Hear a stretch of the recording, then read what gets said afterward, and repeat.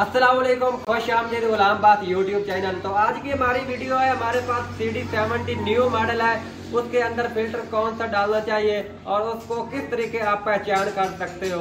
अब चलते हैं वीडियो की तरफ। सबसे पहले हमने पहचान करनी है, हमारे पास दो किस्मी फिल्टर है, न्यू मॉडल और पुराना मॉडल। इसको आप किस तरीके पहचान कर सकते हो, ठीक है।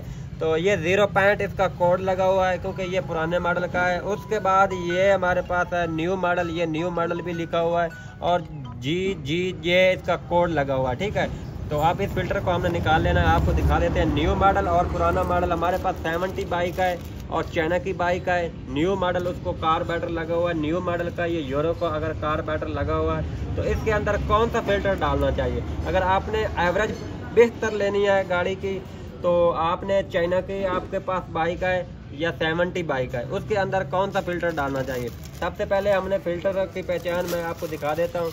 तो ये जाली वाला फिल्टर लगा हुआ है इसके अंदर, ठीक है।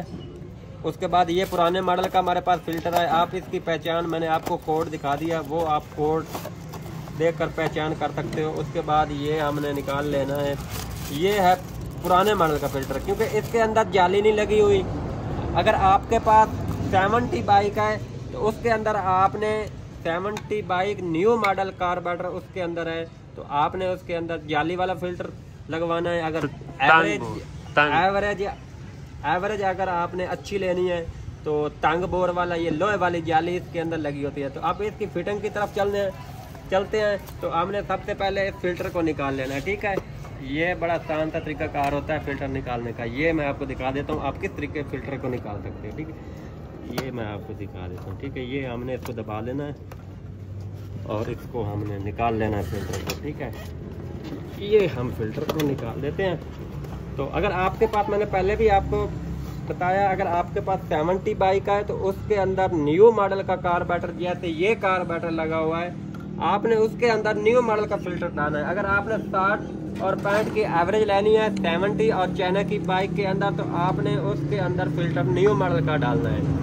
अगर आप पुराना मॉडल डालते हैं तो उसका क्या नुकसान होता है और उसका क्या फ़ायदा होता है वो भी मैं आपको दिखा देता हूँ। क्योंकि अगर आप इसके अंदर पुराने मॉडल का फिल्टर डालेंगे तो आपकी बाइक 40 और 50 के दरमियान मिसिंग करेगी, ठीक है। तो ये फिल्टर जो है चौक है, ठीक है।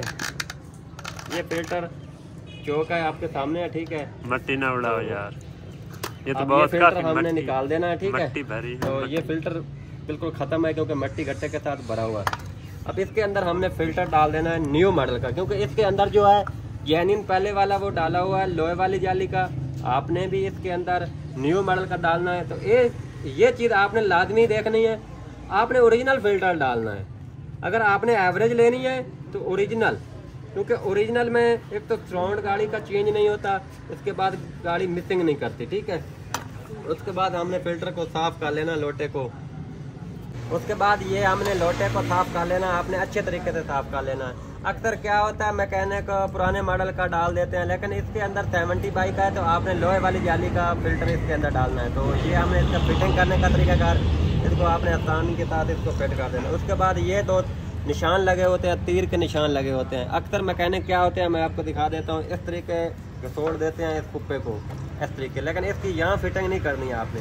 तो आपको जो असल तरीकाकार है मैं आपको दिखा देता हूँ। ये आपको दिखाई दे रहा होगा तीर का निशान, ठीक है। आपने यहाँ इसको ऊपर वाले जो लोटे को है, बोतल को, आपने यहाँ आपने इसको फिट कर देना है, ठीक है। अब इसके ऊपर हमने क्लैंप लगा देना है। तो ये हमने इसके ऊपर क्लैंप लगा देना है, ये क्लैंप हमने इसके ऊपर लगा के उसके बाद इसको हमने इसके ऊपर फिट कर देना है, ठीक है। ये फिल्टर को आपने अच्छे तरीके से इसके अंदर फिट करना है, ठीक है। उसके बाद ये हमने क्लैंप को थोड़ा घुमा के, उसके बाद ये तीर का निशान है, यहाँ आपने इसको ऊपर नहीं चाड़ना। अगर यहाँ चाड़ेंगे एवरेज में मसला आएगा और गाड़ी आपकी मिसिंग करेगी और घुट के चलेगी आपकी बाइक। अगर आप इस फिल्टर को यहाँ फिटिंग करेंगे, ये दो निशान लगे हुए हैं कट के, तीर के निशान, यहाँ आपने इसको फिट कर देना है। ये क्लैंप है, इस कर देना है। यहाँ आपने ये निशान आपको दिखाई दे रहे हैं, ये सुराख आपको दिखाई दे रहा है, ये एक लकीर आपको दिखाई दे रही है और ये निशान है। इसको आपने यहाँ, ये बोतल का रुख आपने ऊपर की तरफ करना है, ठीक है। ये आपको अच्छे तरीके से दिखाई दे रहा है। ये कट आपने दो निशान है, ये लाजमी आपने चेक करना है। यहाँ आपने क्लैंप को टाइट कर देना है, 4 नो का पेचकस आपके पास होना चाहिए। अगर आप अपनी बाइक के अंदर 70 का फिल्टर डलवाते हैं तो आपकी बाइक एवरेज में भी इजाफा होगा इंशाल्लाह और मिसिंग भी नहीं करेगी।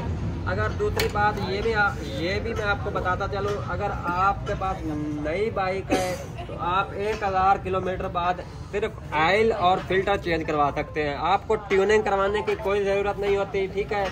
आपने उसकी 1000 किलोमीटर बाद ऑयल और फिल्टर ट्यूनिंग आप ना भी करवाएं कोई मसला नहीं है। आप सिर्फ फिल्टर लाजमी चेंज करवाना है, उसके बाद ऑयल आपने लाजमी चेंज करवा लेना है। आप चलते हैं फिल्टर की फिटिंग की तरफ। हमने फिल्टर को इसके अंदर छोड़ देना, ठीक है।